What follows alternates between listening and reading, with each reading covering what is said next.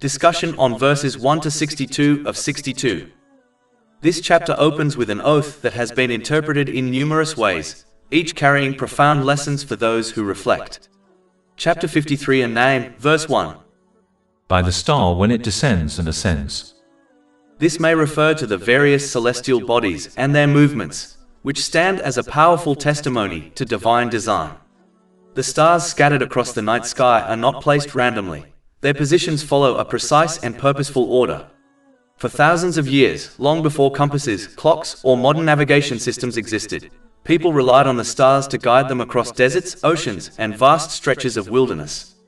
Entire civilizations depended on constellations to determine direction, calculate seasons, and organize their daily affairs. This ancient method of navigation remains reliable even today, demonstrating the enduring wisdom embedded in the natural world. Chapter 6 Al-An'am, verse 97. And it is He who placed for you the stars that you may be guided by them, through the darknesses of the land and sea. Anyone who studies astronomy with sincerity cannot reasonably claim that the stars are arranged without purpose. Their movements follow precise, predictable patterns that repeat year after year.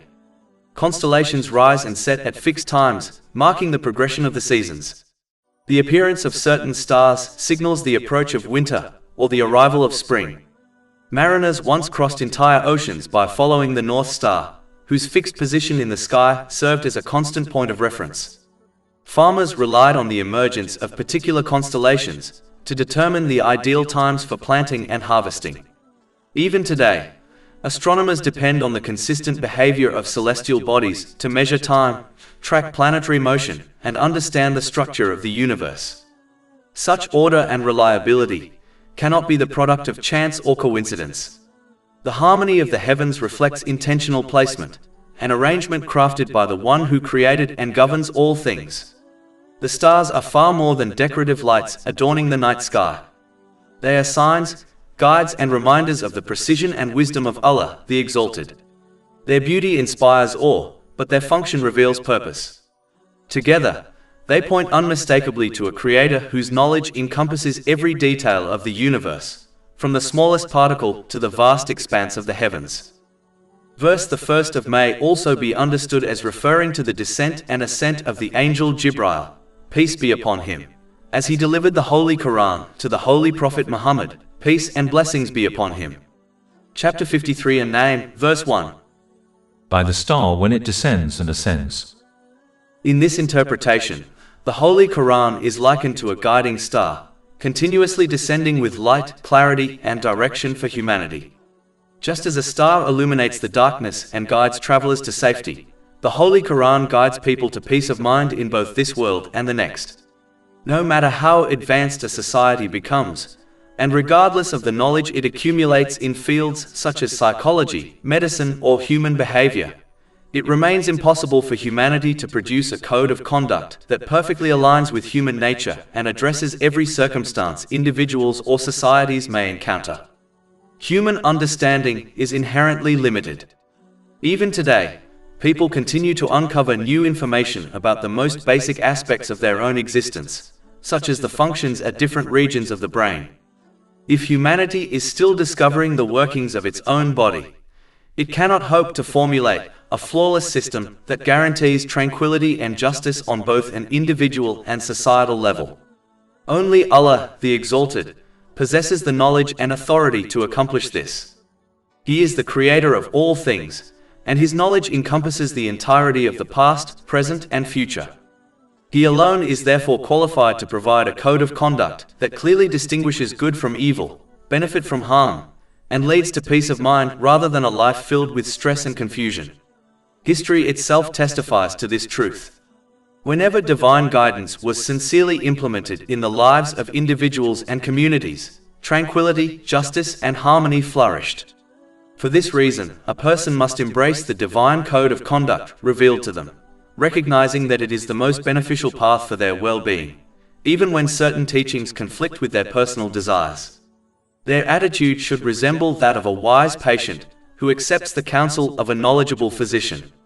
Although the prescribed medicine may be bitter and the diet restrictive, the patient follows the treatment because they know it is ultimately in their best interest. In the same way, a person who accepts and acts upon Islamic teachings will attain clarity, balance, and peace, because they are following guidance from the one whose knowledge is perfect and whose wisdom is complete. Verse 1, referring to the Holy Quran, is further supported by the verse that follows, in which Allah the Exalted defends the Holy Prophet Muhammad, peace and blessings be upon him, against the accusations of madness and misguidance made by the leaders of the non-Muslims of Mecca. Chapter 53 and Najm, verse 2. Your companion has not strayed nor has he erred. Here, Allah, the Exalted, exposes the irrationality of their slander by reminding them that the Holy Prophet Muhammad, peace and blessings be upon him, was not an unfamiliar figure whose character could be doubted.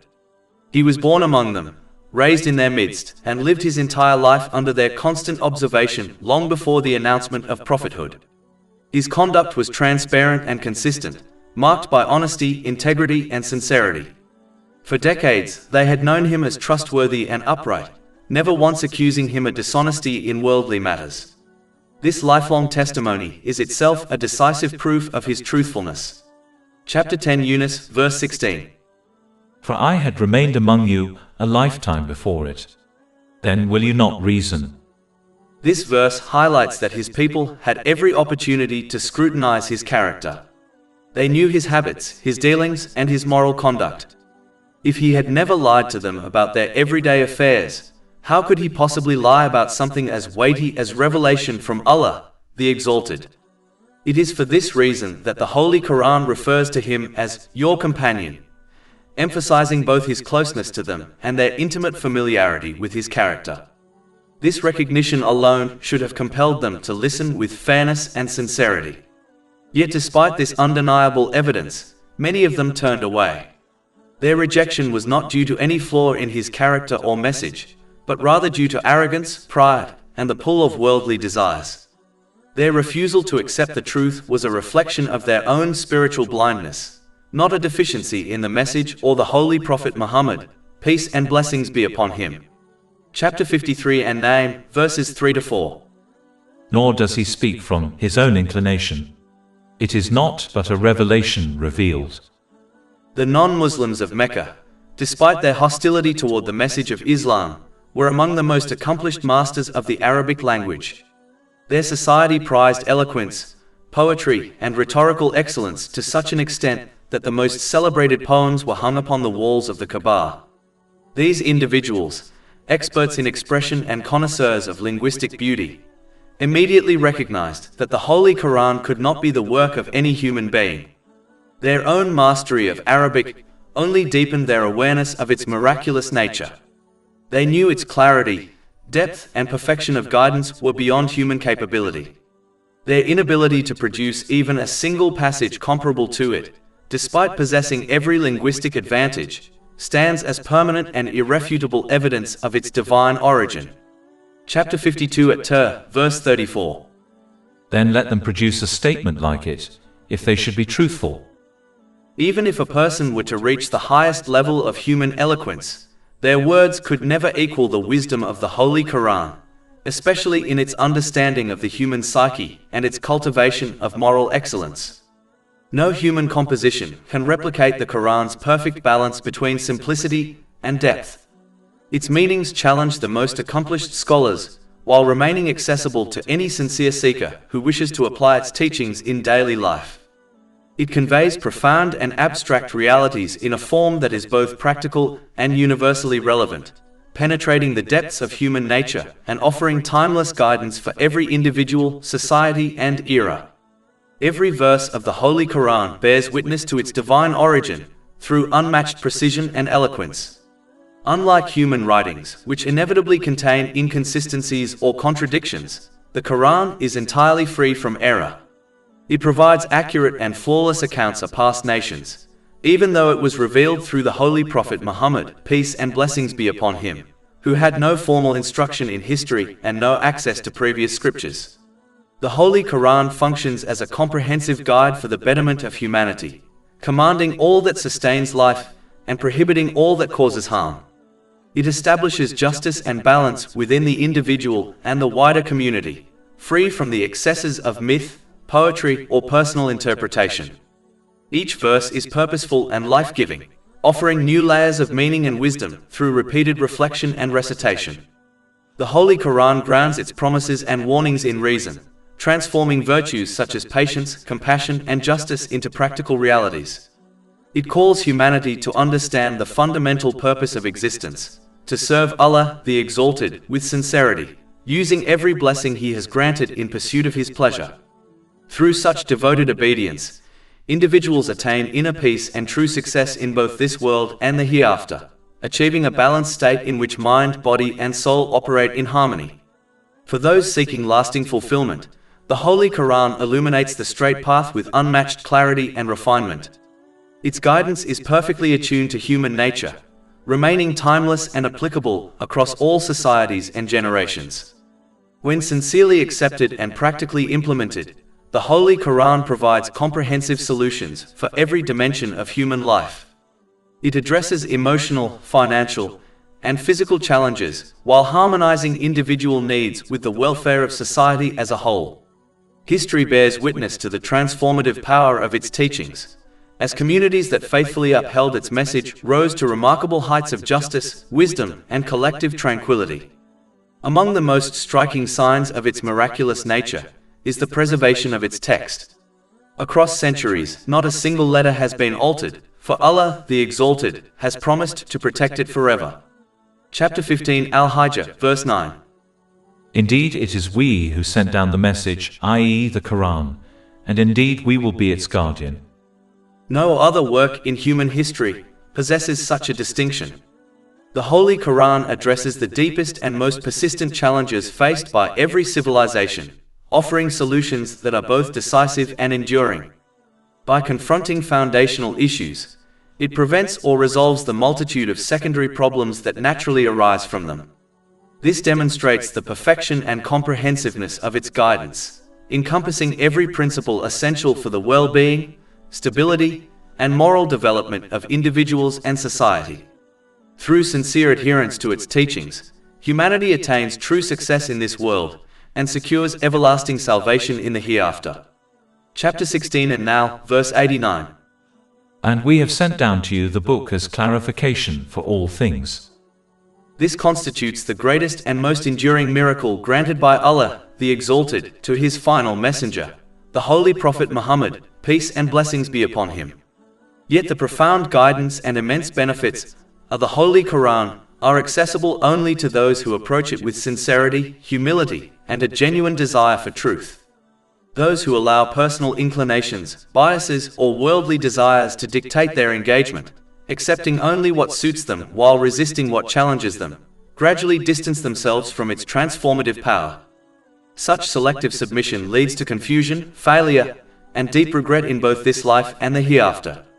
The Holy Quran remains the eternal and comprehensive guidance for all who seek clarity, purpose, and success. It offers a path through which every individual can attain balance, moral excellence, and peace in both worlds. Chapter 17 Al-Isra, verse 82. And we send down of the Quran that which is healing and mercy for the believers, but it does not increase the wrongdoers except in loss. The interpretation of the following verses has been discussed for generations, with scholars differing on whether they refer to Allah, the Exalted, or to the angel Jibril, peace be upon him. Chapter 53 and Najm, verses 5 to 9. Taught to him by one intense in strength, one of soundness. Then he rose, while he was in the higher part of the horizon. Then he approached and descended, and was at a distance of 2 bow lengths or nearer. While such discussions have occupied the attention of many, a person must be cautious when approaching topics within religious knowledge that do not contribute to increasing their sincere obedience to Allah, the Exalted. True obedience involves using the blessings one has been granted in ways that please Him, as outlined in Islamic teachings. Any knowledge that does not support this goal risks becoming a distraction rather than a means of spiritual growth. A practical way to determine whether a topic is beneficial is to ask whether it is something Allah, the Exalted, will question a person about on Judgment Day. If a matter will not be part of one's accountability, such as the precise details of historical events or debates that have no bearing on conduct, then it is not essential and should be avoided. But if a matter relates directly to what a person will be questioned about, such as fulfilling the rights of neighbors, family, and society, then it must be studied, understood, and acted upon to the best of one's ability.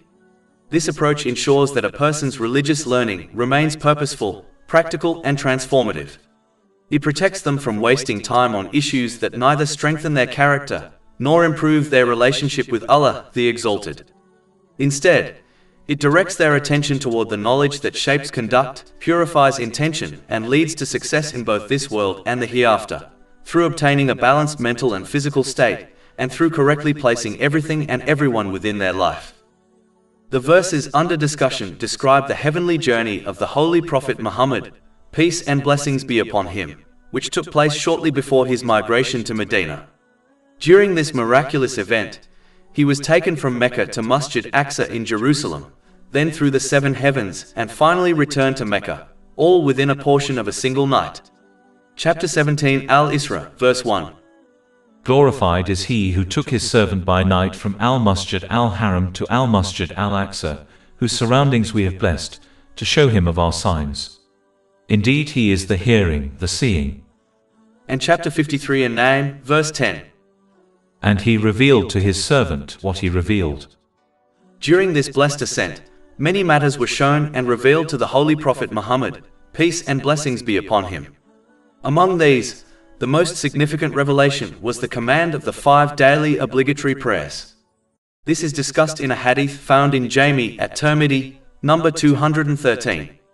The fact that this duty alone was given during the heavenly journey, while all other obligations were revealed while the Holy Prophet Muhammad, peace and blessings be upon him, was on earth, demonstrates the immense importance of establishing the obligatory prayers. The hadith explains that 50 daily prayers were initially commanded, and through repeated supplication they were gradually reduced until only 5 remained. If 50 prayers had remained obligatory, a person would be unable to engage in anything else. This alone illustrates the centrality of the obligatory prayers. It teaches that a person's life must revolve around these prayers, not that their religious duties should be squeezed around worldly routines. One must shape their daily schedule around the obligatory prayers, not the other way around. Furthermore, the obligatory prayers symbolize how a person should attach themselves to Allah, the Exalted, while detaching from the material world. During prayer, one is not permitted to speak, eat, or engage in any normal lawful activity.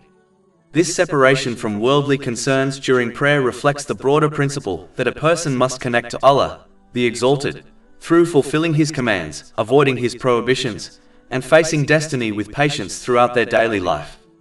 The initial command of 50 prayers serves as a reminder that obedience and connection to Allah, the Exalted, must be the highest priority, and that everything else should be placed in its proper position according to Islamic teachings. This is the true purpose of humanity. People were not created to chase unnecessary and vain pursuits of the material world. This world is merely a bridge leading to the hereafter. It is not a permanent home. The obligatory prayers, and the miraculous event through which they were given, remind people of this reality. Therefore, they must strive to cross this bridge according to the teachings of Islam so that they may reach the hereafter safely and successfully. Generally speaking, establishing the obligatory prayers means performing them with all their required conditions, etiquettes, and spiritual attentiveness, foremost among them being that they are offered on time. The Holy Quran repeatedly emphasizes the establishment of prayer because it is the most important practical demonstration of a person's faith in Allah, the Exalted. The daily prayers, spread throughout the day and night, serve as continual reminders of the Day of Judgment and as practical preparation for it. Each posture of the prayer mirrors a stage of that day, allowing a person to rehearse their final standing before their Lord. When one stands upright in prayer, it reflects the moment when all of humanity will stand before Allah, the Exalted, awaiting their judgment. Chapter 83 Al-Mutaffifin, verses 4-6. Do they not think that they will be resurrected? For a tremendous day, the day when mankind will stand before the Lord of the worlds. When one bows, it recalls the many people who will be criticized on the Day of Judgment for refusing to bow to Allah, the Exalted, during their earthly lives. Chapter 77 Al-Mursalat, verse 48. And when it is said to them, bow in prayer, they do not bow. This criticism extends beyond the physical act of bowing. It includes the refusal to submit practically to Allah, the Exalted, in all aspects of life. When one prostrates, it reminds them of the scene on Judgment Day when people will be invited to prostrate before Allah, the Exalted. Those who failed to prostrate correctly during their earthly lives, meaning they did not obey Him in all matters, will find themselves unable to do so on that day. Chapter 68 Al-Kalam, verses 42 to 43. On the day when matters become dire, they will be invited to prostrate themselves but will be prevented from doing so. Their eyes humbled, humiliation will cover them. And they used to be invited to prostration while they were sound. When one sits on their knees during prayer, it mirrors how humanity will sit in that same posture before Allah, the Exalted, on the Day of Judgment, overwhelmed by fear as they await their final outcome. Chapter 45 Al-Jatiyah, verse 28. And you will see every nation kneeling from fear. Every nation will be called to its record and told, today you will be recompensed for what you used to do. A person who prays with these realities in mind establishes their prayer correctly. Such a prayer strengthens their sincerity and ensures that they obey Allah, the Exalted, in the time between each prayer. Chapter 29 Al-Ankabut, verse 45. Indeed, prayer prohibits immorality and wrongdoing. This obedience involves using every blessing one has been granted in ways that please Allah, the Exalted, as outlined in the Holy Quran and the traditions of the Holy Prophet Muhammad, peace and blessings be upon him. Through this, the prayer becomes not merely a ritual, but a transformative force that shapes character, purifies intention, and guides a person towards success in both worlds, through obtaining a balanced mental and physical state, and through correctly placing everything and everyone within their life. After completing the heavenly journey, the Holy Prophet Muhammad, peace and blessings be upon him, informed the people of Mecca of this miraculous event. The non-Muslims of Mecca immediately rejected his account and attempted to discredit him by questioning him about Jerusalem and Masjid al-Aqsa, knowing full well that he had never traveled there prior to that night. They asked him for detailed descriptions, details so specific that even those who had visited the city would not ordinarily notice them. At that moment, Allah, the Exalted, supported His messenger by unveiling Jerusalem before his eyes while he stood among them. As they questioned him, he described the city and Masjid al-Aqsa with complete accuracy, looking at it as though it were physically before him. This incident is mentioned in a hadith found in Sahih Bukhari, number 3886. Despite this clear and extraordinary evidence, the leaders of the non-Muslims of Mecca persisted in their opposition, driven by arrogance rather than reason. Chapter 53 An-Najm, verses 11 to 12. The heart did not lie about what it saw. So will you dispute with him over what he saw? The following verses, which continue the description of the heavenly journey, have been interpreted in different ways throughout Islamic scholarship. Some have understood them to refer to Allah, the Exalted, while others have interpreted them as referring to the angel Jibril, peace be upon him. However, as previously discussed, exploring such matters does not increase a person's obedience to Allah, the Exalted, and therefore should not become a subject of debate. What does not strengthen one's faith or improve one's conduct is not worth pursuing. Chapter 53 An-Najm, verses 13 to 18. And he certainly saw him in another descent, at the lot tree of the utmost boundary. Near it is the garden of refuge. When there covered the lot tree that which covered, the sight and understanding of the Prophet did not swerve, nor did it transgress its limit. He certainly saw the greatest signs of his Lord. Rather than focusing on the identity of the one described in these verses, a person must reflect on the purpose behind the Holy Prophet Muhammad, peace and blessings be upon him, being shown such magnificent signs. These signs were revealed to strengthen his faith and, through him, the faith of all who follow his guidance. Strong faith is essential, for it enables a person to remain steadfast in obedience to Allah, the Exalted, in every circumstance, whether in times of ease or difficulty. Such strength of faith is not attained through speculation or intellectual curiosity about matters that have no bearing on one's accountability. It is attained by learning and acting upon the clear proofs and evidences found in the Holy Quran and the traditions of the Holy Prophet Muhammad, peace and blessings be upon him. These sources explain how sincere obedience to Allah, the Exalted, leads to peace of mind in both worlds. They show how using one's blessings correctly, according to divine guidance, results in a balanced mental and physical state, and enables a person to place everything and everyone in their rightful position within their life. Conversely, the one who remains ignorant of Islamic teachings will possess weak faith. Such a person will easily fall into disobedience whenever their desires conflict with divine commands. They fail to observe how abandoning their desires and choosing obedience to Allah, the Exalted, leads to tranquility in this world and success in the next. Their lack of understanding prevents them from recognizing the wisdom behind divine guidance, and so they repeatedly choose what harms them over what benefits them. For this reason, a person must strive to attain certainty of faith by learning and acting upon Islamic knowledge. Certainty anchors the heart, strengthens resolve, and ensures that obedience to Allah, the Exalted, remains firm in every situation. This obedience involves using every blessing in ways that please Him, as outlined in the Holy Quran and the traditions of the Holy Prophet Muhammad, peace and blessings be upon him. Through this, a person attains peace of mind in both worlds, achieving harmony within themselves and order within their life.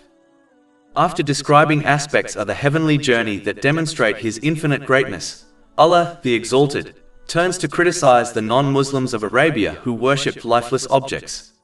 Chapter 53 and Najm, verses 19 to 20. So have you considered Al-Lat and Al-Uzza, and Manat the third, the other one? These idols were nothing more than carved stones, yet the people of Arabia devoted themselves to them. In reality, their worship was not rooted in genuine reverence or belief. Rather, they used these idols as a convenient facade, an outward display of piety that allowed them to appear virtuous in the eyes of society, while granting themselves complete freedom to pursue their worldly desires. They knew that a soulless idol could not impose a moral code upon them, nor could it hold them accountable.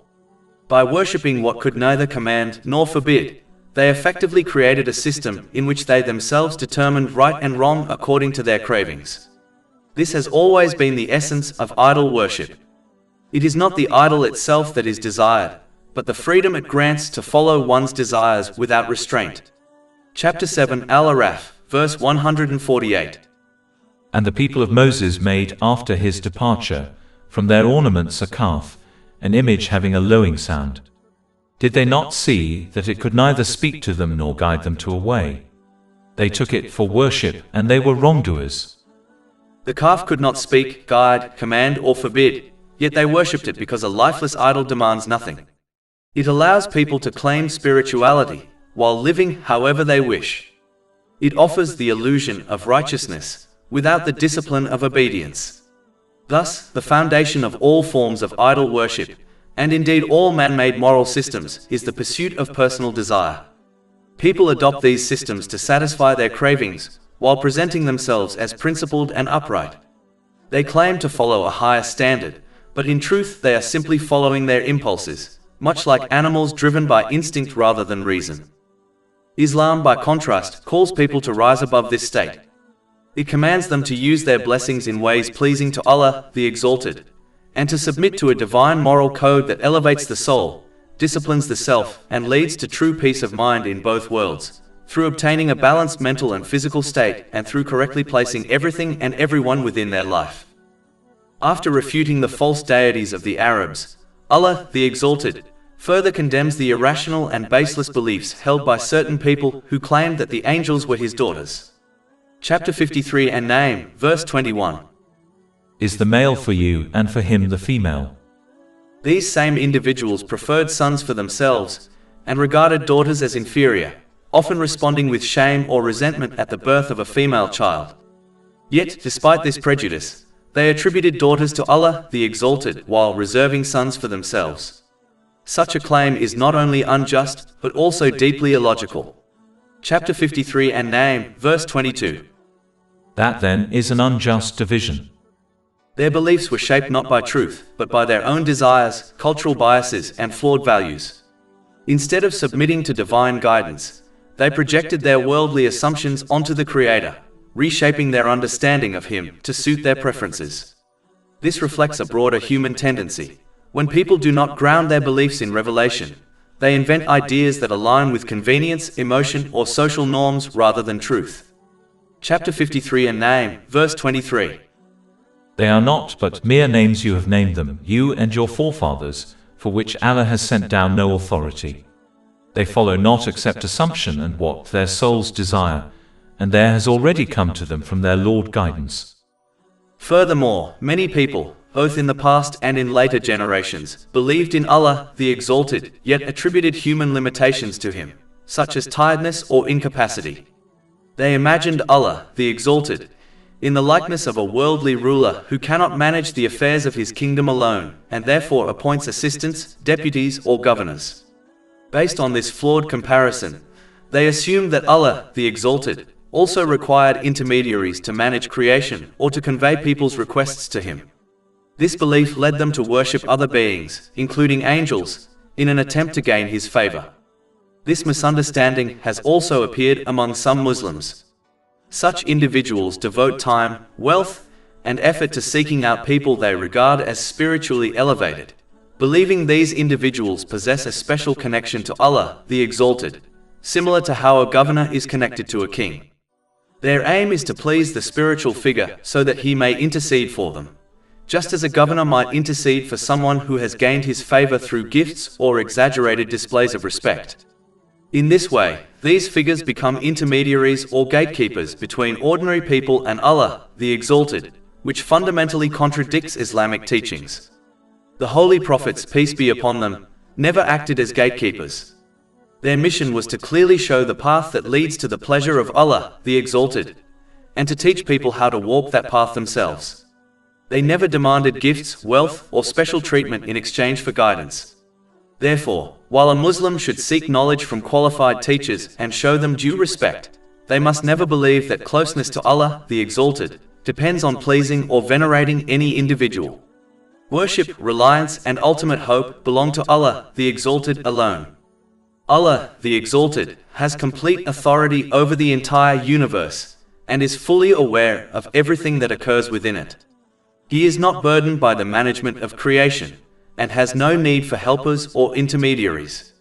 This reality is emphasized repeatedly in the Holy Quran. For example, chapter 2 Al-Baqarah, verse 186.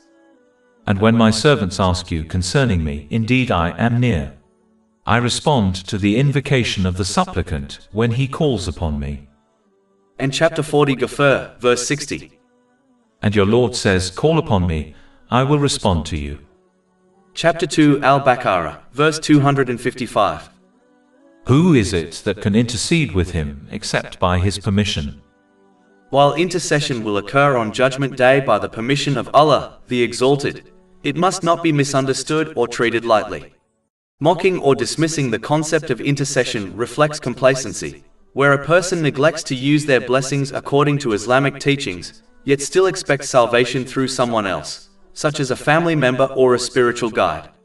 Even if intercession is granted, such complacency may not prevent punishment altogether. It may only reduce it. It must be clearly understood that even a moment in hell is unbearable. Therefore, true hope in intercession requires sincere effort and responsibility. A person must use their blessings in obedience to Allah, the Exalted, according to the Holy Quran and the teachings of the Holy Prophet Muhammad, peace and blessings be upon him, and then seek intercession on Judgment Day. Only this balanced approach reflects sound belief, humility, and genuine reliance upon Allah, the Exalted. In reality, every person who abandons the divine code of conduct revealed by Allah, the Exalted, and instead adopts man-made systems of conduct, does so in order to gratify their worldly desires. This is because every system devised by human beings is ultimately rooted in human inclinations, ambitions, and self-interest. Chapter 53 and Najm, verse 23. They are not but mere names you have named them, you and your forefathers, for which Allah has sent down no authority. They follow not except assumption and what their souls desire, and there has already come to them from their Lord guidance. Unlike the divine law, which is founded upon perfect wisdom, justice, and mercy, man-made systems are shaped by the desires and limitations of those who create them. The wealthy and powerful are often the most entrenched in this mindset. They recognize that accepting the truth of Islam would require them to submit to a higher moral framework, one that places limits on their pursuit of unchecked desires. Such submission would restrict their exploitation of others, their indulgence in excess, and their misuse of authority. Out of fear of losing their influence and privileges, they not only reject the truth themselves, but also actively encourage others to follow their lead. In doing so, they attempt to preserve their worldly status, even at the expense of their eternal well-being. This pattern is not new. Historically, the first to oppose the holy prophets, peace be upon them, were often the elites of society, those who feared that embracing divine guidance would undermine their power and expose their injustices. Their rejection was never due to a lack of evidence or clarity, for the signs of Allah, the Exalted, were manifest before them. Rather, their opposition stemmed from arrogance, pride, and the desire to continue living according to their whims. Thus, the rejection of divine guidance is rarely an intellectual dispute about truth or falsehood. It is most often a matter of the heart, a refusal to restrain one's desires and submit to the authority of the Creator. When a person chooses a man-made system over divine revelation, they are not choosing reason over faith. They are choosing desire over discipline, convenience over truth, and worldly comfort over eternal success. After exposing the baseless nature of idol worship, Allah, the Exalted, criticizes the attitude of those who imagine they can pursue their worldly desires without restriction or accountability, as though the world were created solely to fulfill their ambitions. Chapter 53 and Najm, verse 24. Or is there for man whatever he wishes? This mentality is not limited to the non-Muslims of Arabia.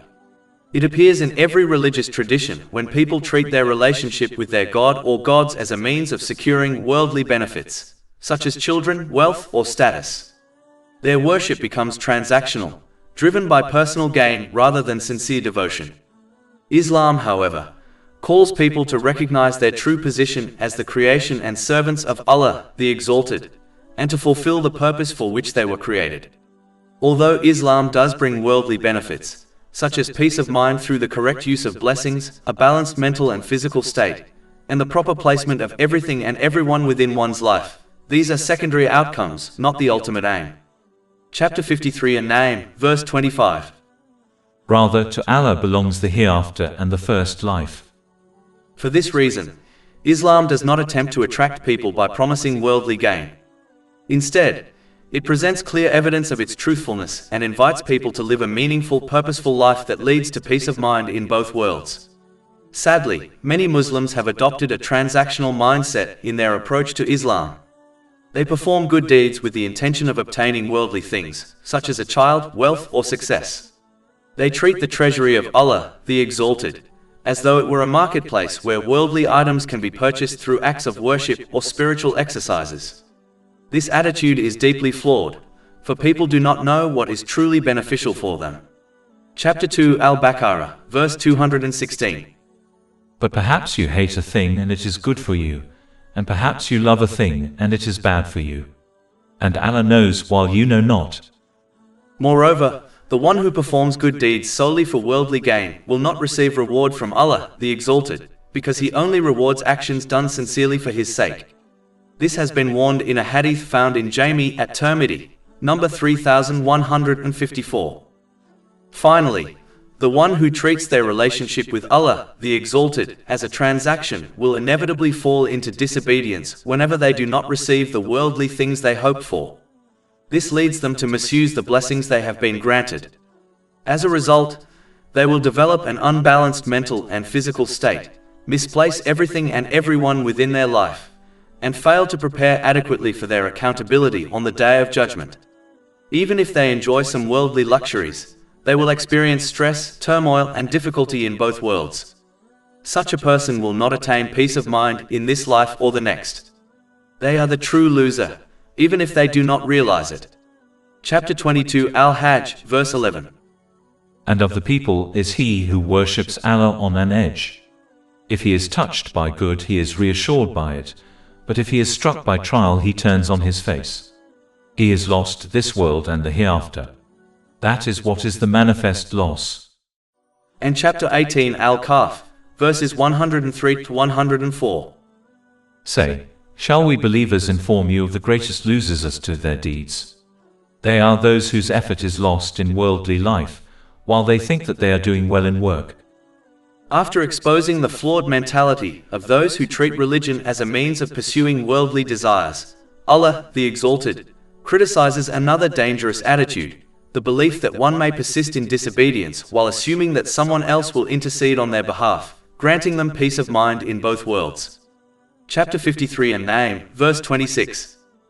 And how many angels there are in the heavens, whose intercession will not avail at all, except only after Allah has permitted it to whom He wills and approves. This verse dismantles the false hope of those who rely on the piety of others, while neglecting their own responsibilities. As discussed earlier, salvation is earned through sincere striving, obedience and submission to Allah, the Exalted. Intercession is a reality, but it is not a replacement for personal effort. It is a mercy granted only to those whom Allah, the Exalted, approves, those who genuinely strive to obey Him in this world. For example, chapter 40 Ghafir, verse 8. Our Lord, and admit them to gardens of perpetual residence which you have promised them, and whoever was righteous among their forefathers, their spouses and their offspring. This verse clearly ties intercession to righteousness, not negligence. It is a reward for those who lived in obedience, not a loophole for those who abandoned their responsibilities. Intercession is a manifestation of divine mercy, but it is only granted to those who have demonstrated sincerity in their striving. Those who mock this concept by expecting salvation without effort are, in reality, rejecting the wisdom of Allah, the Exalted, and undermining the seriousness of accountability. If a person adopts a lazy attitude, ignoring obedience to Allah, the Exalted, while expecting someone else to save them on the Day of Judgment, they will face bitter disappointment. Treating intercession as a guarantee rather than a mercy is itself a form of mockery. In fact, the one who mocks intercession in this way may find that the leader of the intercessors, the Holy Prophet Muhammad, peace and blessings be upon him, testifies against them on Judgment Day. Chapter 25 Al-Furqan, verse 30. And the Messenger has said, O my Lord, indeed my people have taken this Quran as a thing abandoned. This verse refers specifically to Muslims, for they are the only community that has acknowledged and accepted the Holy Quran. Non-Muslims cannot be described as abandoning a book they never embraced. The outcome for any Muslim against whom the Holy Prophet Muhammad, peace and blessings be upon him, testifies is clear: condemnation and loss, for his testimony is truth and cannot be refuted. Therefore, one must avoid the destructive mindset of relying on others to intercede for them in the court of Allah, the Exalted. Instead, they must strive to sincerely obey Him. This involves using the blessings they have been granted in ways pleasing to Him, as outlined in the Holy Quran and the traditions of the Holy Prophet Muhammad, peace and blessings be upon him. Only through sincere obedience, patience and gratitude can one hope to be among those who benefit from intercession, for Allah the Exalted alone authorizes it, and He grants it only to those who have shown genuine effort in striving for His pleasure. The path to salvation lies not in wishful thinking, but in consistent striving, humility and submission to divine authority. As being held accountable on the Day of Judgment contradicts the worldly desires and ambitions of many people, they often reject or ignore this reality. Instead, they cling to other false beliefs, such as assuming that angels or other beings will intercede for them, so that they may continue misusing the blessings granted to them without fear of consequence. Chapter 53 and Najm, verse 27. Indeed, those who do not believe in the hereafter name the angels female names. Here, Allah, the Exalted, highlights how people invent beliefs that suit their desires, even when these beliefs have no basis in truth. They attribute false characteristics to the angels and imagine them as intermediaries who will rescue them, despite their persistent disobedience. Allah, the Exalted, warns against allowing worldly desires to dominate one's thinking to the point that truth is neglected. The false customs and beliefs people invent, will not benefit them in this world or the next. Chapter 53 and Najm, verse 28. And they have thereof no knowledge. They follow not except assumption, and indeed assumption avails not against the truth at all.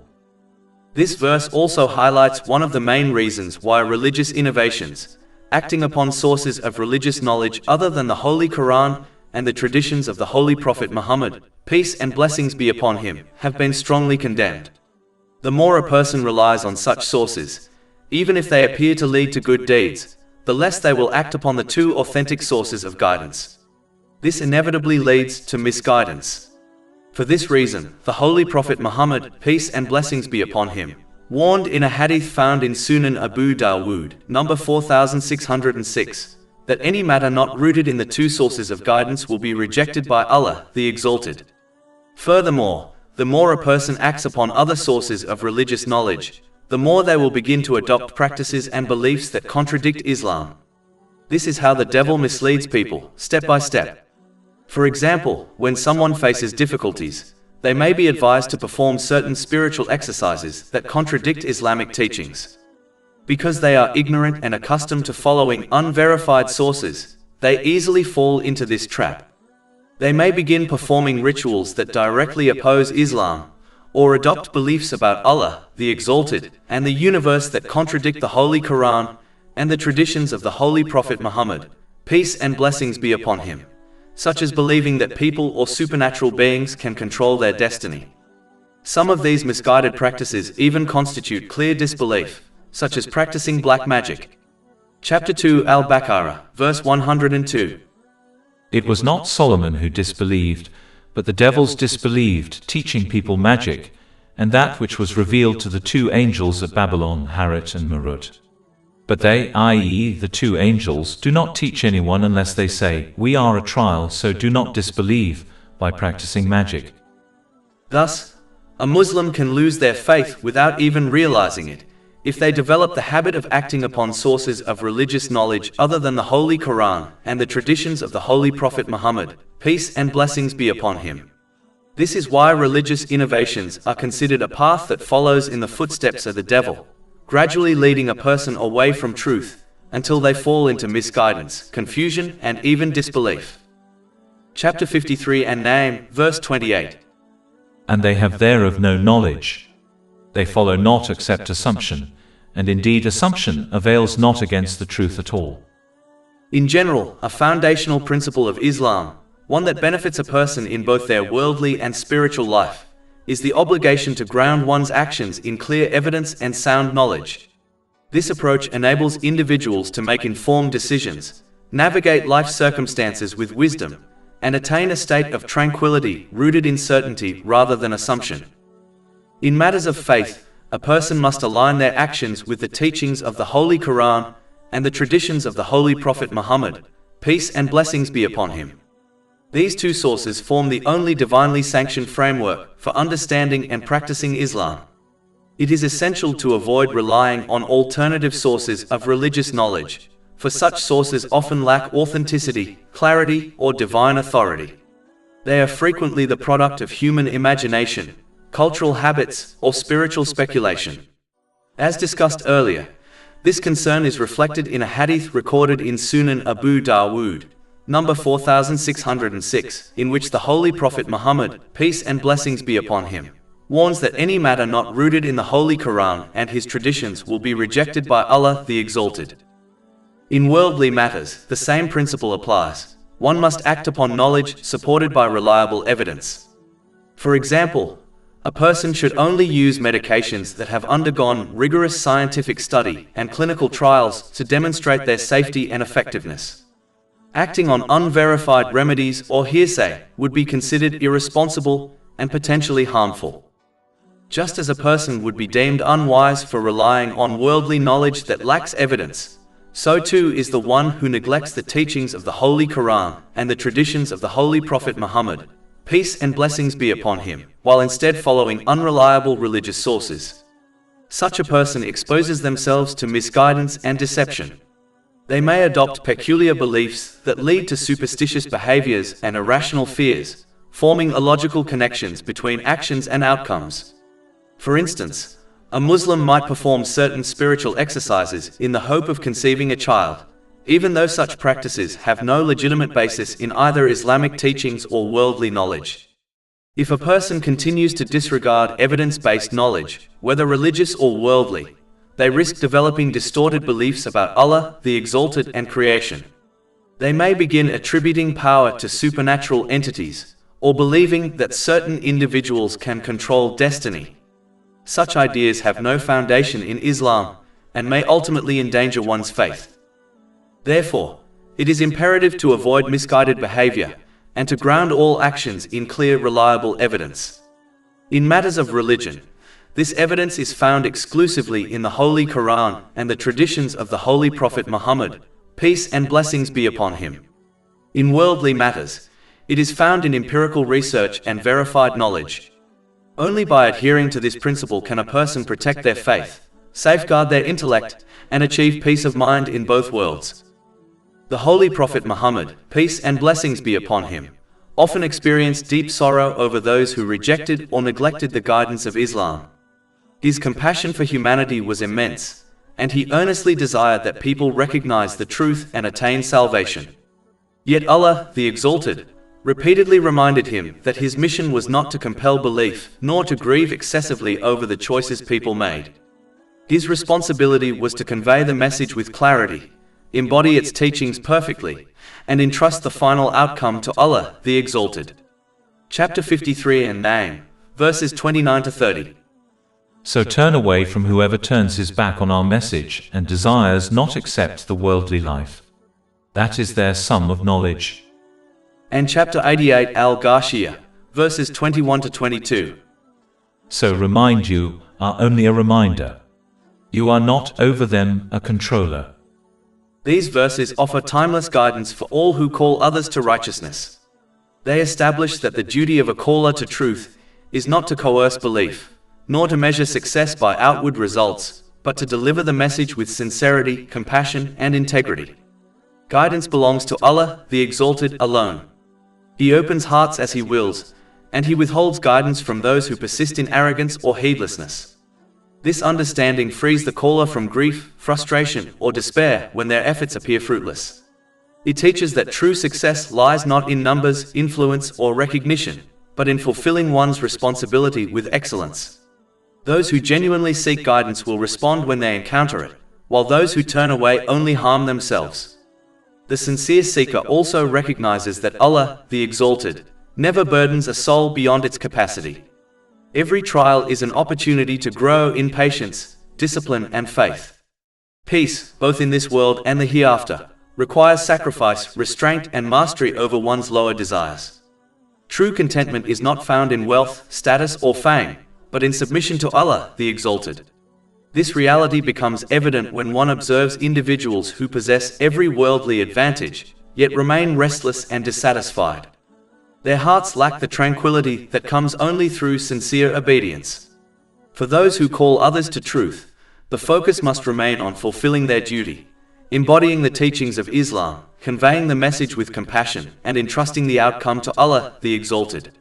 When this perspective is embraced, anxiety transforms into serene trust, frustration becomes perseverance, and hope becomes reliance upon the mercy and justice of Allah, the Exalted. In doing so, the caller becomes a living example of faith, demonstrating that guidance is a gift from Allah, the Exalted, and that human responsibility is simply to convey the message faithfully while leaving the accountability to Him. Chapter 53 and Najm, verse 30. Indeed, your Lord is most knowing of who strays from His way, and He is most knowing of who is guided. Ultimately, since the entire creation belongs to Allah, the Exalted, and remains under His complete authority and jurisdiction, every person, whether they acknowledge it or not, has no choice but to comply with His laws. Just as an individual will face consequences if they violate the laws of the government ruling a particular country, so too will they face consequences in both worlds if they violate the laws set by the owner of the universe. A person may choose to leave a country if they dislike its rules, but they cannot escape to any place where the authority of Allah, the Exalted, does not apply. A person may influence or even change the laws of their society, but they will never be able to alter the laws of Allah, the Exalted. Likewise, just as the owner of a house has the right to set the rules of that house, even if guests object, Allah, the Exalted, as the creator and owner of the universe, alone determines the rules that govern it, regardless of whether people approve or disapprove. Compliance with these rules is therefore not for his benefit, but for the benefit of the individual. The one who understands this reality will submit to the commands of Allah, the Exalted, and strive to obey Him by using the blessings they have been granted in ways pleasing to Him. As outlined in the Holy Quran and the traditions of the Holy Prophet Muhammad, peace and blessings be upon him. Such a person recognizes that divine commands and prohibitions are rooted in wisdom, justice, and mercy.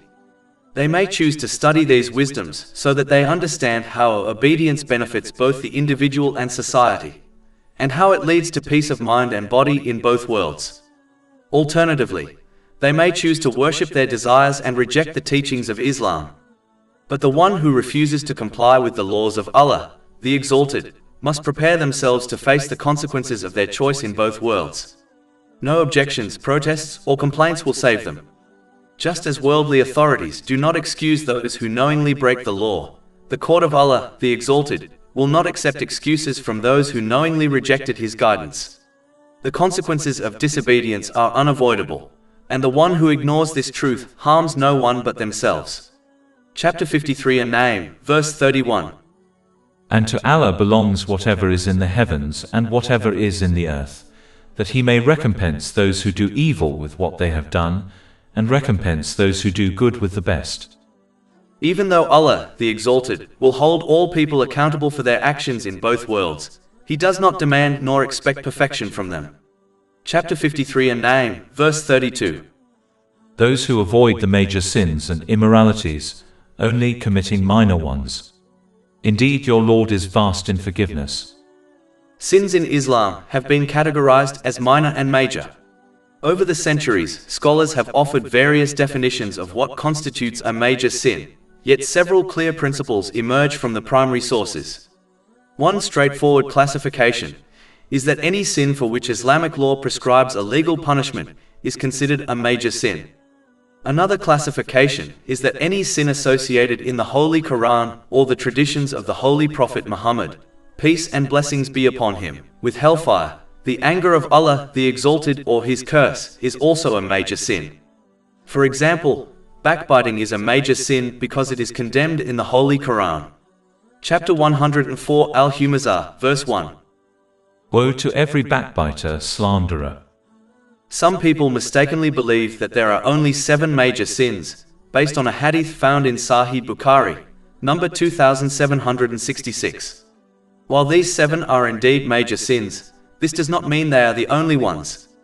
Other hadiths mention additional major sins, such as disobeying one's parents, which is identified as a major sin in Sahih Bukhari, number 6273. The 7 major sins mentioned in the earlier hadith are polytheism, magic, killing an innocent person, dealing with financial interest, usurping the wealth of orphans, fleeing from the battlefield, and accusing an innocent woman of fornication. It is also important to recognize that minor sins can become major if a person persists in them without remorse. Repetition, carelessness, and lack of repentance elevate even small acts of disobedience into serious offenses. Major sins require sincere repentance for forgiveness, whereas minor sins may be erased through avoiding major sins and performing righteous deeds. Chapter 4 An-Nisa, verse 31. If you avoid the major sins which you are forbidden, we will remove from you your lesser sins. Sincere repentance involves feeling genuine guilt for one's wrongdoing, seeking the forgiveness of Allah, the Exalted, and seeking forgiveness from anyone who has been wronged, provided that doing so will not lead to further harm or difficulty. A person must make a sincere and firm commitment to avoid repeating the same sin or anything similar to it. They must also restore any rights that were violated, whether those rights belong to Allah, the Exalted, or to people. True repentance is not merely an emotional moment, it requires ongoing effort. A person must continue to sincerely obey Allah, the Exalted, by using the blessings He has granted them in ways that are pleasing to Him, as outlined in Islamic teachings. Through this consistent obedience, repentance becomes complete, meaningful, and transformative. A person should ensure they avoid all types of sins irrespective of size, as one of the traps of the devil is to inspire people to disregard small sins. One should always remember that mountains are formed from countless small stones. Likewise, a person's downfall may arise from repeatedly committing sins they considered trivial. Not only does Allah the Exalted refrain from demanding perfection from people, but because He is the one who created and sustains them, He knows their strengths, weaknesses, and limits with absolute precision. His commands and prohibitions are therefore perfectly suited to human capacity, ensuring that those who follow them attain peace of mind in both worlds, through a balanced mental and physical state, and through correctly placing everything and everyone within their life. Chapter 53 and Najm, verse 32. He was most knowing of you when He produced you from the earth, and when you were fetuses in the wombs of your mothers. In fact, divine revelation is often described in the Holy Quran as a reminder because it is crafted in perfect harmony with human nature. Any code of conduct that contradicts the innate disposition of humanity will inevitably feel foreign, producing mental and physical imbalance when individuals attempt to follow it. By contrast, Islamic teachings correspond to the essence of humanity, and thus feel inherently familiar, nurturing equilibrium in both mind and body. This sense of familiarity is especially evident among those who embrace Islam after following another religion or way of life. Many converts testify that even without extensive study, the principles of Islam resonate deeply within them, as though they are rediscovering something already inscribed upon their hearts. This is because Islam does not impose an artificial framework upon human beings. Rather, it restores them to the natural state upon which Allah, the Exalted, has created all people. Other systems, however, often impose expectations that conflict with human nature, leading to inattention, confusion, and dissatisfaction. Yet this reality may remain hidden until one approaches Islamic teachings with sincerity and impartiality. Prejudice, arrogance, or blind attachment to inherited customs can veil the heart from recognizing the harmony between revelation and human nature. When approached sincerely, divine guidance reveals itself not as a burden or restriction, but as a reminder that restores balance, cultivates tranquility, and directs humanity toward its true purpose. In this way, revelation functions both as a mirror and a compass, a mirror that reflects the innate truth already present within the human soul, and a compass that guides it toward peace of mind in both worlds, through a balanced mental and physical state, and through correctly placing everything and everyone within their life. As Allah, the Exalted, possesses complete knowledge of every aspect of a person, their intentions, their words, and their actions, no one should ever claim purity for themselves or for others. Only Allah, the Exalted, knows the true inner state of each soul. Chapter 53 and Najm, verse 32. So do not claim yourselves to be pure, He is most knowing of who fears Him. In the broader sense, Islam establishes a single criterion by which the status of any person is judged: the degree to which they sincerely obey Allah, the Exalted. This obedience is expressed by using the blessings they have been granted in ways pleasing to Him, as outlined in the Holy Quran and the traditions of the Holy Prophet Muhammad, peace and blessings be upon him. Chapter 49 Al-Hujurat, verse 13. Indeed, the most noble of you in the sight of Allah is the most righteous of you. All other standards by which people often judge one another, such as gender, ethnicity, lineage, wealth, or social class, hold no value in the sight of Allah, the Exalted. When people elevate these worldly distinctions, they inevitably give rise to discrimination, including racism, prejudice, and unjust hierarchies. Such attitudes contradict the very essence of divine guidance, which calls humanity to humility, equality, and justice. True honor is not inherited, purchased, or constructed through social status. It is earned through righteousness, sincerity, and obedience to Allah, the Exalted. Recognizing this principle protects individuals from arrogance, prevents societies from falling into injustice, and reminds every person that their worth is measured by their character and conduct, not by superficial or inherited traits. Allah, the Exalted, then criticizes the person who claims belief in Him, yet fails to support that claim through consistent action. Chapter 53 and Najm, verses 33 to 34. Have you seen the one who turned away, and gave a little and then refrained? These verses describe the individual who obeys Allah, the Exalted, only occasionally, correctly using the blessings they have been granted when it suits their interests, yet abandoning obedience whenever it conflicts with their worldly desires. Such a person treats Islam like a garment that is worn or removed according to convenience. In reality, this behavior indicates that they are not truly devoted to Allah, the Exalted, but are instead worshipping their own desires, even if they outwardly claim faith. Chapter 25 Al-Furqan, verse 43. Have you seen the one who takes as his God his own desire? Due to weak faith, such a person mistakenly assumes that obedience to Allah, the Exalted, will deprive them of worldly enjoyment and happiness. As a result, they persist in disobedience. Allah, the Exalted, rebukes this assumption by questioning whether they possess knowledge of the future, through which they can be certain that obeying Him leads to misery. Chapter 53 An-Najm, verse 35. Does he have knowledge of the unseen, so he sees? In reality, this selective obedience only leads to the continued misuse of the blessings Allah, the Exalted, has granted. In this world, such an attitude prevents a person from achieving a balanced mental and physical state, and causes them to misplace priorities, relationships, and responsibilities within their life. Consequently, everything they possess, family, friends, career, and wealth, gradually becomes a source of stress rather than comfort. If disobedience persists, they begin to blame the wrong people or circumstances for their distress, such as a spouse or close family members. When they distance themselves from those who are actually sources of support and stability, their condition worsens. This often results in escalating mental struggles, leading to depression, substance addiction, and even suicidal tendencies. This outcome is clearly observable among those who consistently misuse the blessings they have been given, including many who are wealthy or famous. Despite material luxury, they lack inner peace and stability. Since their attitude also prevents them from preparing for accountability on Judgment Day, their consequences in the hereafter will be far more severe. This passage therefore serves as a serious warning that true belief must be reflected in consistent obedience, not selective practice, driven by personal desire.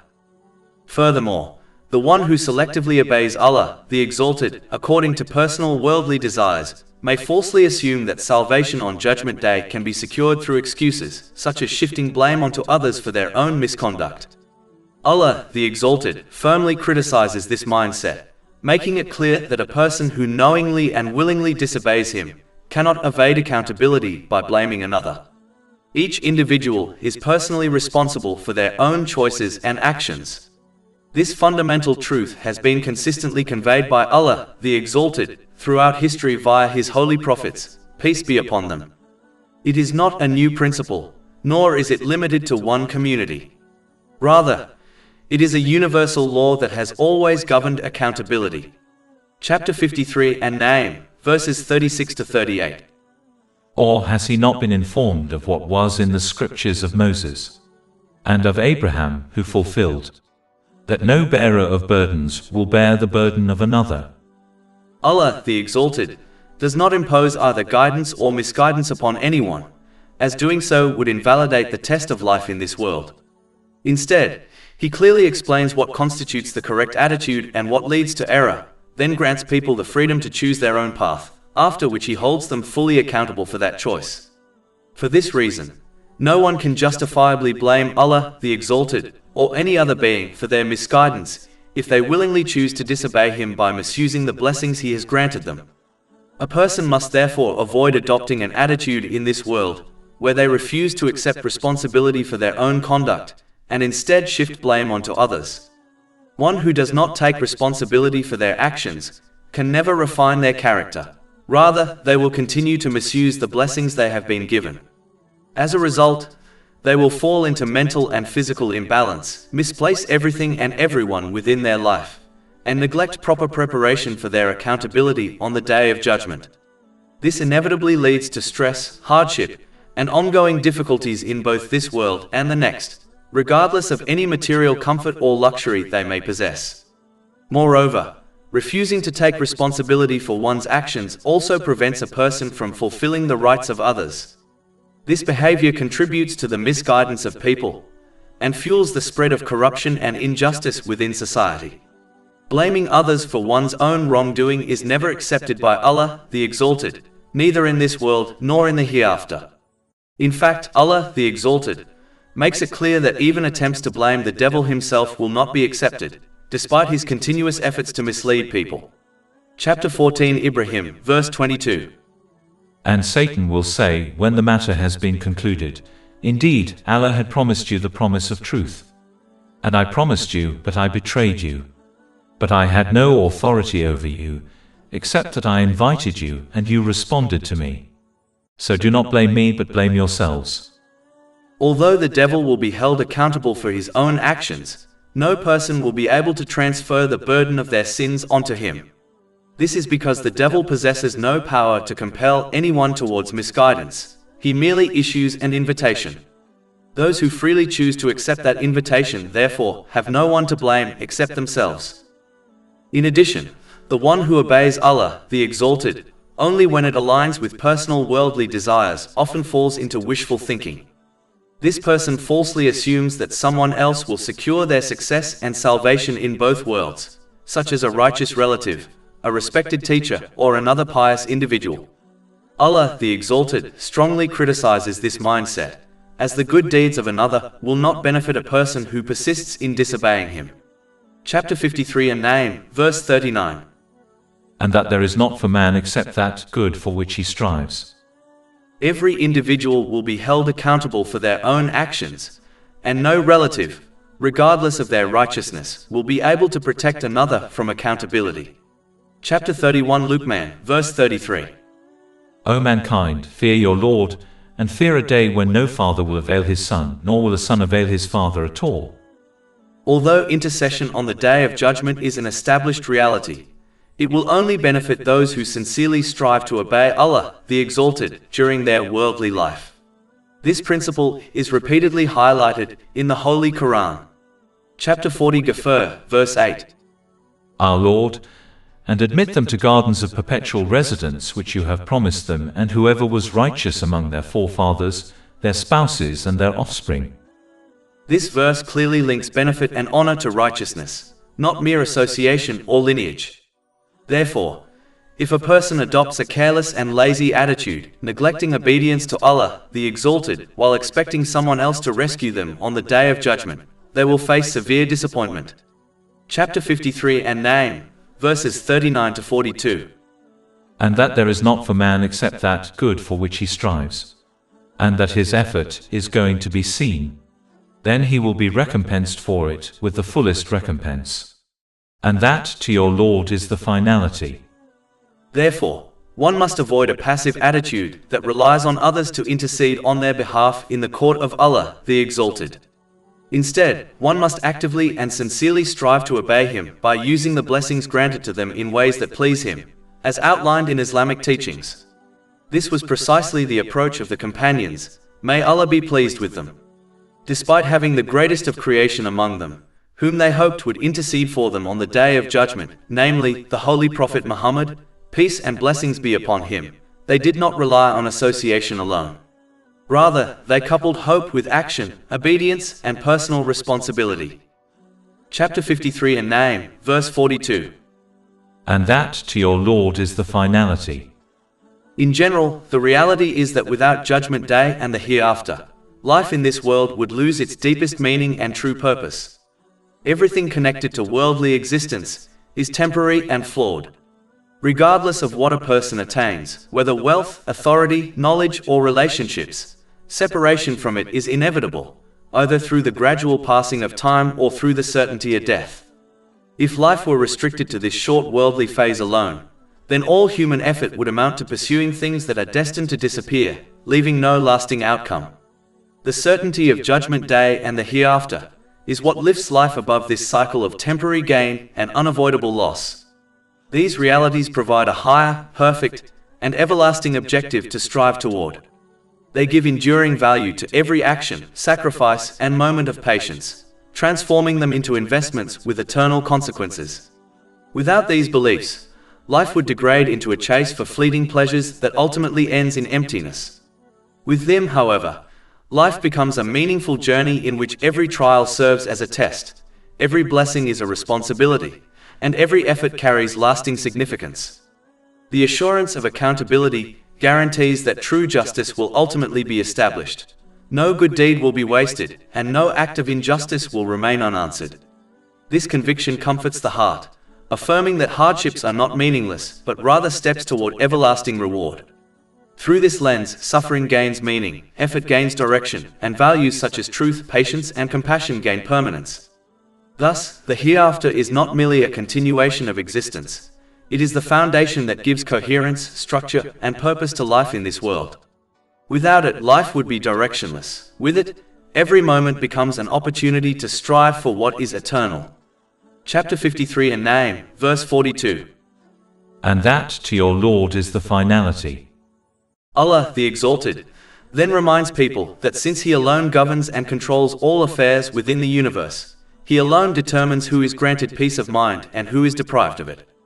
Chapter 53 and Najm, verse 43. And that it is He who makes one laugh and weep. To properly grasp this reality, one must clearly distinguish between happiness and peace of mind. Happiness is an emotional state that is directly tied to circumstances. For instance, a person may feel happy when engaging in enjoyable activities, such as attending a social gathering. However, because happiness is an emotion, it is inherently fragile and unstable. A single comment, incident, or change in circumstances can instantly remove it, and it never remains for long. Consequently, the one who chases happiness as a life goal will never be able to retain it, regardless of how many worldly comforts or luxuries they possess. This is clearly observed in the lives of many wealthy and famous individuals, whose constant pursuit of entertainment and social engagement reflects a desperation to cling to happiness. Such behavior often leads them to misuse the blessings they have been granted. As a result, they may fall into mental and physical imbalance, become detached from meaningful relationships and responsibilities, and neglect proper preparation for their accountability on the Day of Judgment. This path inevitably produces stress, hardship, and adversity in both this world and the next. Peace of mind, on the other hand, is a stable state that does not depend on external circumstances. A person who possesses peace of mind is not stripped of it even when facing painful experiences, such as the loss of a loved one. While sadness may be felt, it does not overpower or eliminate peace of mind. In contrast, even minor sorrow can completely erase happiness. For this reason, peace of mind is enduring and stable so long as its conditions are upheld. Since Allah, the Exalted, is the creator of the human being, He alone fully knows how peace of mind is achieved. It is attained through a balanced mental and physical state, and by correctly placing everything and everyone within one's life. Therefore, a person must accept and apply Islamic teachings for their own benefit, even when these teachings conflict with personal desires. They should resemble a wise patient who accepts and follows the guidance of a doctor, fully aware that it is in their best interest, even when the treatment is unpleasant or the diet is restrictive. Just as such a patient attains optimal mental and physical health, so too does the one who accepts and acts upon Islamic teachings. If a person fails to understand the distinction between happiness and peace of mind, they will continue to misuse the blessings they have been given. As a result, they will never attain true peace of mind, even if they occasionally experience fleeting moments of happiness. Chapter 9 at Tawbah, verse 82.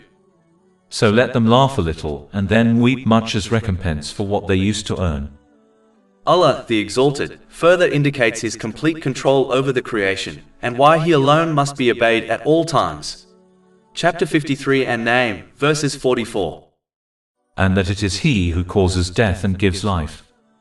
The infinite wisdom of Allah, the Exalted, can be clearly appreciated in the way He ensures the continuation of the human race through successive generations until the appointed end of time. Chapter 53 and Najm, verses 45 to 46. And that He creates the two mates, the male and female, from a sperm drop when it is emitted. In His perfect wisdom, Allah, the Exalted, placed natural inclinations and desires within human beings that draw them toward the opposite gender. These innate qualities serve two essential purposes. First, they provide tranquility, comfort, and emotional stability through companionship. Second, they ensure the survival of humanity by encouraging marriage and the birth of children. Without these natural inclinations, most people would have little motivation to form families, and the human race would decline long before its destined conclusion. Chapter 30 Rum, verse 21. And of his signs is that he created for you from yourselves mates that you may find tranquility in them, and he placed between you love and mercy. This verse draws attention to the divine planning behind human relationships. In youth, people are naturally drawn to one another through affection and physical attraction. These feelings encourage marriage, family life, and the upbringing of children, thereby ensuring the continuation of the human race. As people grow older, physical attraction naturally fades, yet relationships do not collapse. Instead, mercy becomes the dominant bond. This mercy appears as patience, care, loyalty, and mutual support, allowing spouses to remain together even when youthful attraction diminishes. This gradual transition from attraction to mercy is a clear sign of divine wisdom. It sustains companionship throughout all stages of life and preserves stability within the family unit. Such enduring emotional bonds cannot be adequately explained by human theories that focus only on reproduction or survival. While such theories may describe physical processes, they fail to explain why companionship, loyalty, and care continue long after reproduction is no longer possible. The placement of both love and mercy ensures that marriage is not merely functional, but a source of tranquility, moral refinement, and personal growth. Through these bonds, individuals learn patience, sacrifice, and selflessness, qualities that strengthen families and, by extension, society as a whole. The Holy Quran therefore invites people to reflect deeply upon their own nature. Love in youth and mercy in later life are not random occurrences. They are deliberate signs pointing to careful and purposeful design. For those who reflect, these signs demonstrate that every stage of human life is governed by divine wisdom. The family unit, founded upon love and sustained by mercy, is thus not only a social necessity, but also a spiritual institution. It nurtures character, gratitude, and responsibility, while contributing to the preservation and flourishing of humanity. The companionship between spouses is not merely a worldly arrangement, but a means of cultivating tranquility, patience, and moral strength. In conclusion, the placement of love and mercy within human relationships is a profound sign of the wisdom and care of Allah, the Exalted. It ensures the continuation of humanity, provides tranquility and emotional stability, and supports spiritual and moral development. Those who reflect upon these signs will recognize the perfection of divine planning, and will be inspired to live with gratitude, obedience, and humility, using their relationships as a means of drawing closer to Allah, the Exalted, and preparing for accountability on the Day of Judgment. The immense creative power of Allah, the Exalted, is further demonstrated in the creation of the human being. Chapter 53 and Najm, verses 45 to 46. And that he creates the two mates, the male and female, from a sperm drop when it is emitted. Anyone who reflects upon the human body with sincerity and an open mind will recognize that its precise composition could not exist without intention, knowledge, and power. The human being is formed through an astonishing harmony of organs, bones, senses, and internal systems, all working together in perfect coordination. Such complexity cannot reasonably be attributed to chance or blind processes. If even the simplest object or structure cannot be designed, constructed, or maintained without a designer and caretaker, then it is far more irrational to assume that the human being, with intricate physical, mental, and emotional systems, came into existence and continues to function without a creator and sustainer. The human body depends upon countless interdependent processes that must remain in exact balance for life to persist. A minor disruption to this balance can result in illness or even death, which further demonstrates the need for ongoing regulation and care. This delicate equilibrium is not self-sustaining by accident, but is preserved through the continuous will and control of Allah, the Exalted. Each breath, heartbeat, and biological process serves as a reminder that human life is not independent, but entirely dependent upon divine wisdom and power. Reflection upon one's own creation therefore leads a person to humility, gratitude, and recognition of their accountability to the one who created, sustains, and will ultimately resurrect them for the day of judgment. Chapter 53 and Najm, verse 47. And that incumbent upon him is the next creation. As Allah, the Exalted, alone controls life, death, resurrection, and accountability, it is only logical to accept that He alone can grant true peace of mind in both this world and the next. Chapter 53 and Najm, verse 48. And that it is He who enriches and suffices. This verse highlights that real sufficiency does not lie in possessions or circumstances, but in what Allah, the Exalted, grants to the heart. Worldly things, such as wealth, fame, authority, family, friendships, and a career, only carry real value when a person possesses peace of mind. Without it, these same things often become sources of anxiety, pressure, and hardship, ultimately increasing distress in both worlds. This truth is evident when observing many who appear outwardly successful, particularly among the rich and famous. Despite access to comfort and luxury, they are frequently burdened with mental and emotional struggles, demonstrating that material abundance alone cannot provide inner tranquility. In fact, when peace of mind is absent, worldly blessings may intensify stress rather than relieve it. Therefore, a person must adopt the correct approach by using the blessings they have been granted in the manner prescribed by Islamic teachings. Doing so leads to a balanced mental and physical state, and enables one to correctly place everything and everyone within their life. Through this alignment with divine guidance, true peace of mind is attained, one that remains firm through life's changes and extends into the hereafter. Allah, the Exalted, further points to His absolute oneness by inviting people to reflect upon the skies, filled with countless stars, planets, and constellations, all perfectly positioned and moving in complete obedience to His command. Chapter 53 and Najm, verse 49. And that it is He who is the Lord of Sirius. The stars scattered across the night sky are not distributed by chance. Instead, they exist within a precise and purposeful system. For millennia, long before the development of compasses, clocks, or modern navigational technology, humanity relied upon the celestial bodies to traverse deserts, oceans, and vast landscapes. Entire civilizations depended on the constellations to establish direction, measure the passage of time, identify the seasons, and organize the rhythms of daily life. This dependable system of guidance remains functional today, reflecting the enduring wisdom embedded within creation. Chapter 6 Al-An'am, verse 97. And it is He who placed for you the stars that you may be guided by them through the darknesses of the land and sea. Observers who study the skies with sincerity find it difficult to conclude that such order exists without a defined purpose. The celestial bodies follow precise, predictable patterns that repeat with unwavering consistency year after year. Constellations rise and set at fixed intervals, marking the transition of seasons. The emergence of specific stars signals shifts in the climate, such as the beginning of winter or the arrival of spring. Historically, sailors navigated entire oceans by following fixed stars as reliable reference points, while farmers looked to the heavens to determine the ideal times for planting and harvesting. Even in the modern era, astronomers rely on the consistent motion of these bodies to calculate time, track planetary movements, and analyze the structure of the universe. Such harmony, precision, and reliability cannot be attributed to mere coincidence or random chance. This flawless order points unmistakably toward deliberate design and governance. The stars serve as more than just decorative features of the night.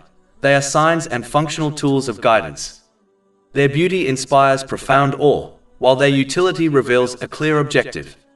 Collectively, they testify to the knowledge, power, and wisdom of Allah, the Exalted, whose dominion encompasses every detail of existence, from the smallest particle to the vast expanse of the skies. Allah, the Exalted, then calls people to reflect on the fate of past nations who were wealthier, more powerful, and more influential than many people today, and the severe consequences they faced when they persisted in disobeying Him. Chapter 53 and Najm, verses 50 to 54. And that He destroyed the first people of Ad and Thamud, and He did not spare, and the people of Noah before. Indeed, it was they who were even more unjust and oppressing. And the overturned towns He hurled down, and covered them by that which He covered. These verses serve as a strong reminder against a self-absorbed life, where one focuses only on personal concerns and ignores the broader lessons surrounding them.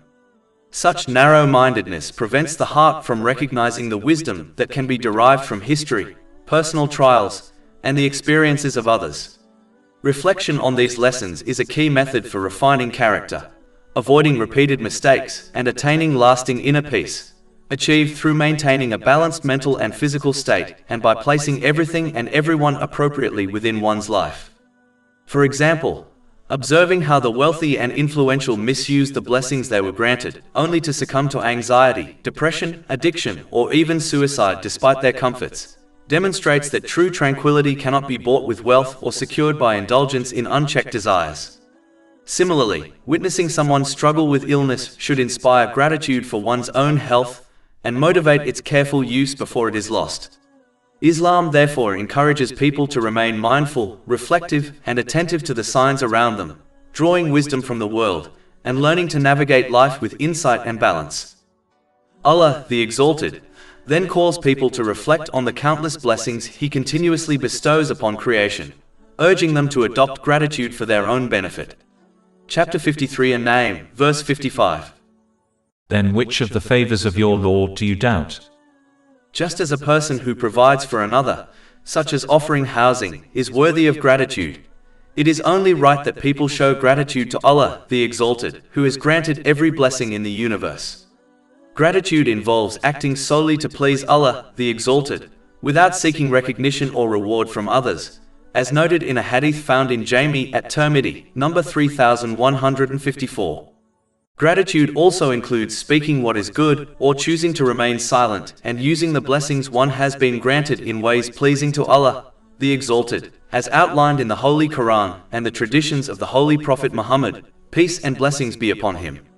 Observing this gratitude leads to increased blessings and ultimately peace of mind in both worlds, through obtaining a balanced mental and physical state, and correctly placing everything and everyone within one's life.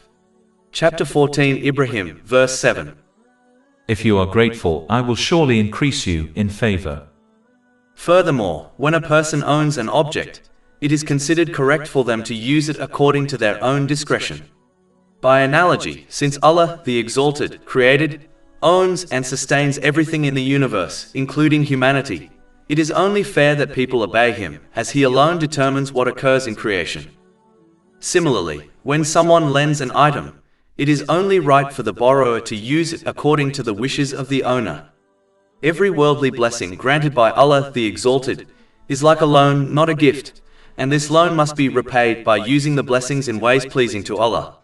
Conversely, the blessings of paradise are a true gift, and people will be free to enjoy them as they wish. Chapter 7 Al-Araf, verse 43.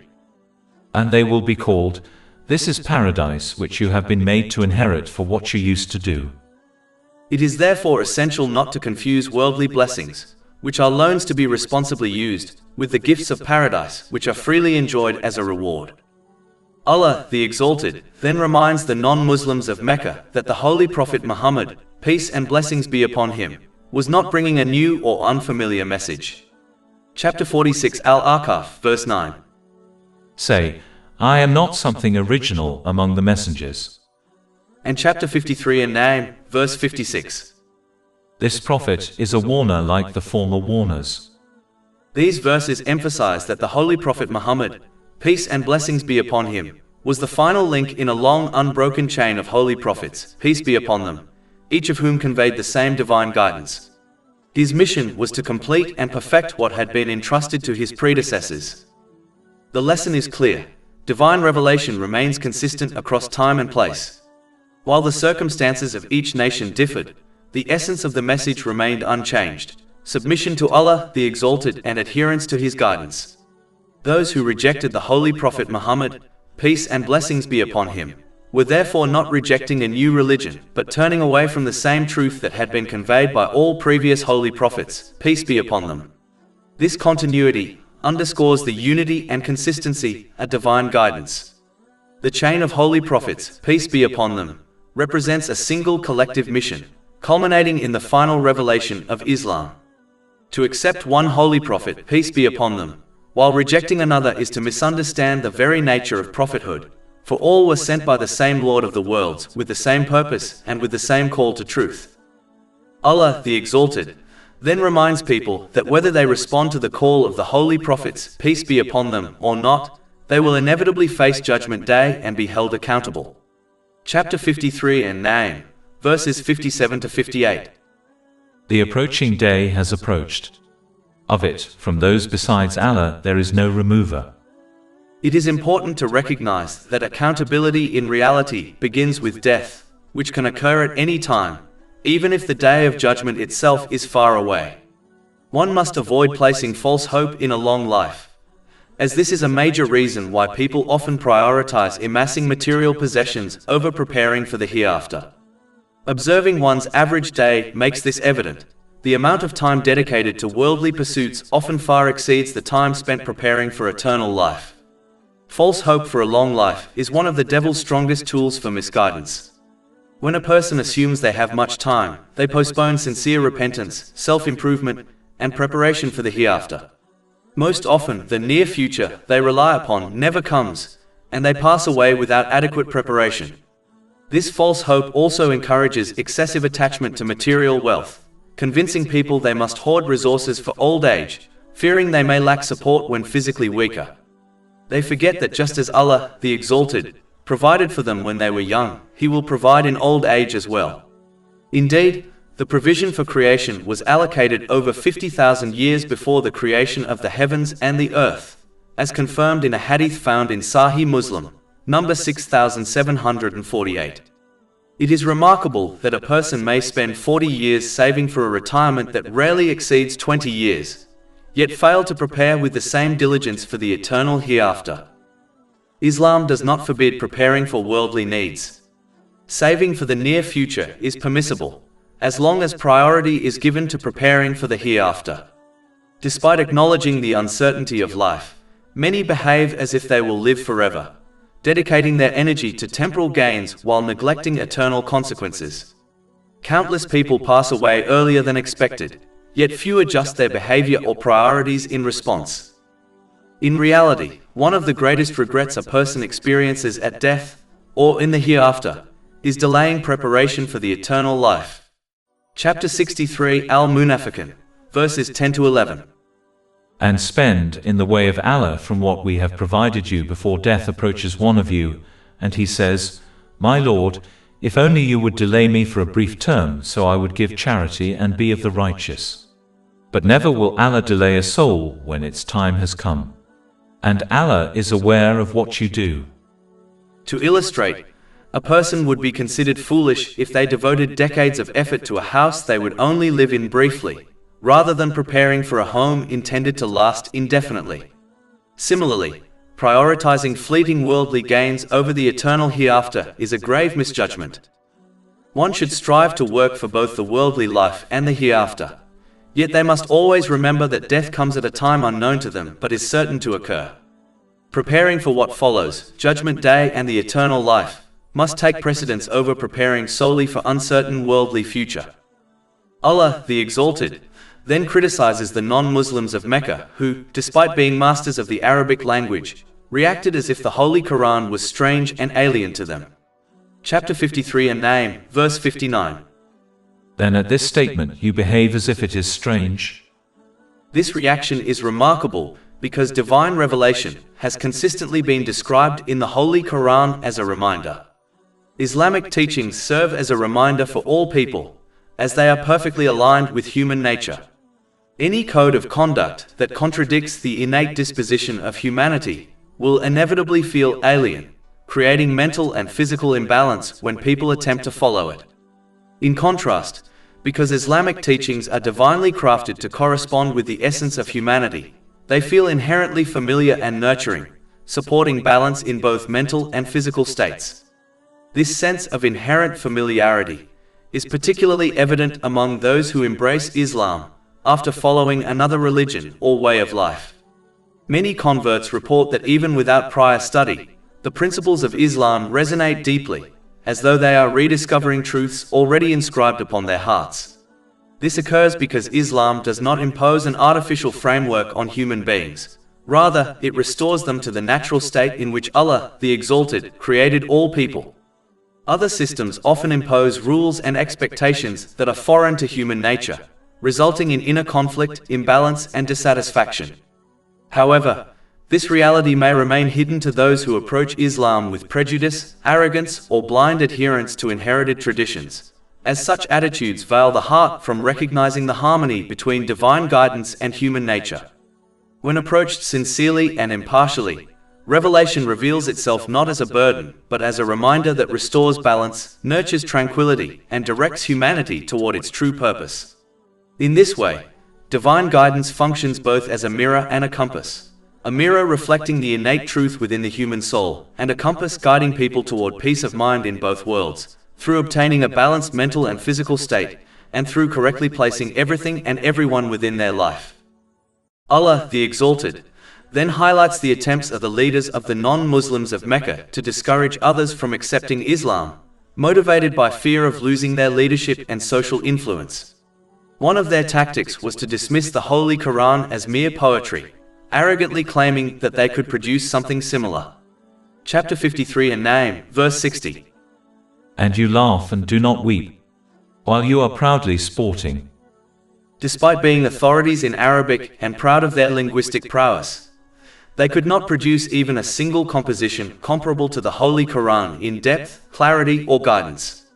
This inability, even with every linguistic advantage, serves as lasting evidence of the Quran's divine origin. Chapter 2 Al-Baqarah, verse 23. And if you are in some doubt concerning what we sent down upon our special devotee, then bring one chapter like it, and call upon all your helpers beside Allah if you are truthful. Even the highest mastery of Arabic cannot match the wisdom of the Holy Quran, which combines profound insight into human nature with moral guidance and practical instruction. Its balance of simplicity and depth allows both scholars and sincere seekers to benefit, revealing truths that challenge the mind while remaining actionable in daily life. The Holy Quran penetrates the depths of human nature, offering a system that is timeless, universally applicable, and capable of guiding individuals, communities, and entire societies. Each verse demonstrates divine precision and eloquence, fully protected from error by Allah, the Exalted. It provides accurate accounts of past nations, despite being revealed to the Holy Prophet Muhammad, peace and blessings be upon him, who had no formal instruction in history or prior scriptures. Beyond its historical accuracy, the Quran functions as a comprehensive guide, enjoining what sustains life and forbidding what harms it. It establishes justice, balance, and moral order for both the individual and society. Its verses are purposeful, revealing deeper meanings with each recitation, offering practical guidance and ethical principles that remain relevant across all times and cultures. By grounding promises and warnings in reason and translating virtues such as patience into actionable practice, the Holy Quran makes divine guidance accessible, intelligible, and achievable. It calls humanity to understand the purpose of existence, to serve Allah, the Exalted, sincerely, employing every blessing granted to pursue His pleasure. Through this obedience, individuals attain inner peace, true success, and a harmonious balance of mind, body, and soul, benefiting both themselves and society. The transformative power of the Quran is evident in history. Communities that faithfully followed its guidance achieved remarkable levels of justice, wisdom, and social stability. Its text has been perfectly preserved across centuries, with no alteration. Chapter 15 Al-Hijr, verse 9. Indeed, it is we who sent down the message, i.e. the Quran, and indeed we will be its guardian.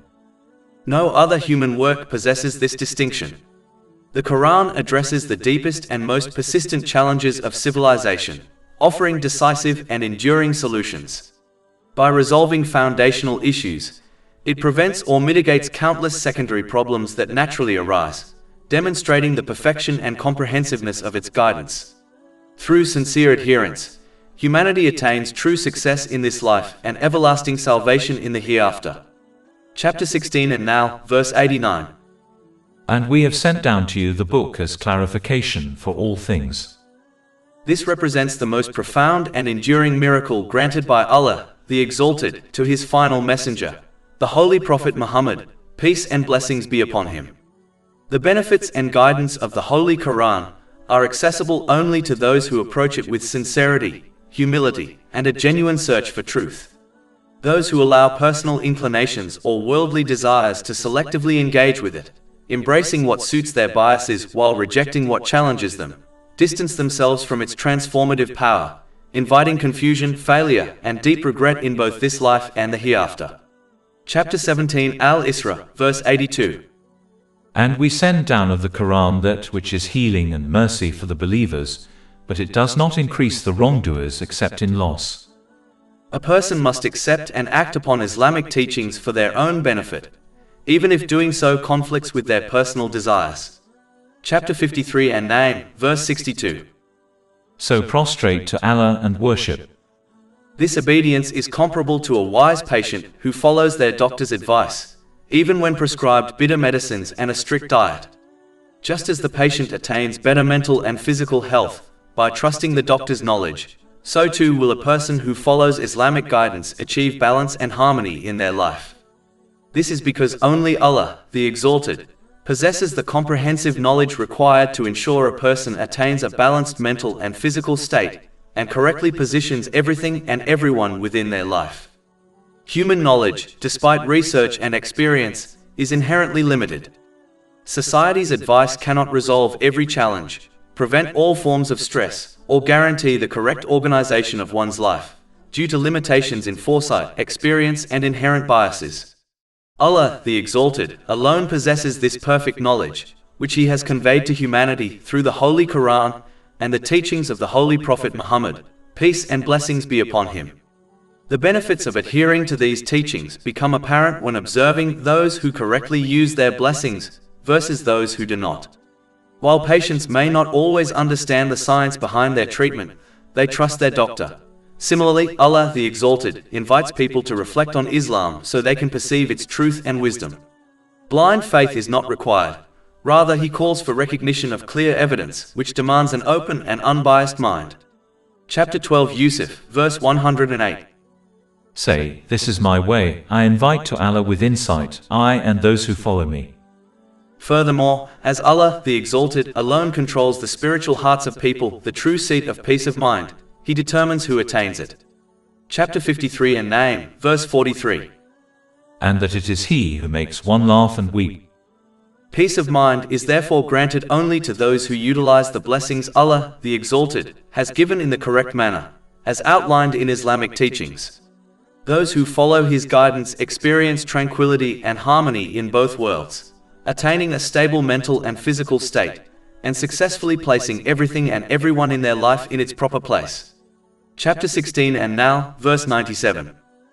Whoever does righteousness, whether male or female, while he is a believer, we will surely cause him to live a good life, and we will surely give them their reward in the hereafter according to the best of what they used to do. All praise is due to Allah, Lord of the worlds, and may peace and blessings be upon His final messenger, Muhammad, his noble family and companions.